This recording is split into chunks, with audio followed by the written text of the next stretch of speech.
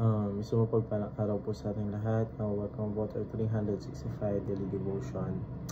And yung topic po natin ngayon is ano ang kahalagan po ng muling pagkabuhay po ni Kristo. So ngayon po, yung concept po natin is patungkol po sa first fruits po. So first fruits refers to the first portion of a harvest offered to God in thanksgiving and faith for full harvest to come. So sabi nga po in 1 Corinthians po 15:20, Paul calls Jesus the first fruits of those who have fallen asleep, meaning his resurrection is just the beginning. It guarantees that all who belong to him will also be raised, his glorified body in the preview of what in store for every believer. Our future is not decay but glory. So yun po yung ating concept po patungkol po sa first fruit.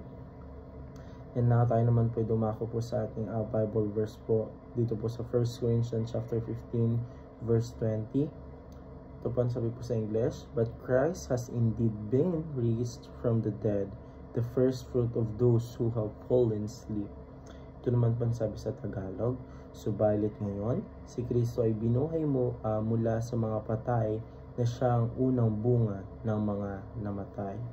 So, yun po yung ating Bible verse po para sa araw na to. And now tayo po dumako po sa ating teaching po.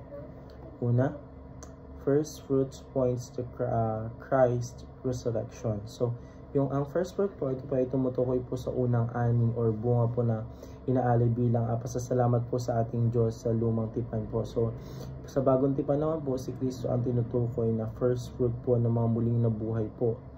So, ibig sabihin po yung kanyang pagkabuhay po ng muli, ang unang po pruweba po na may tunay na muling pagkabuhay at ito ay magaganap sa lahat ng nananampalataya po sa kanya.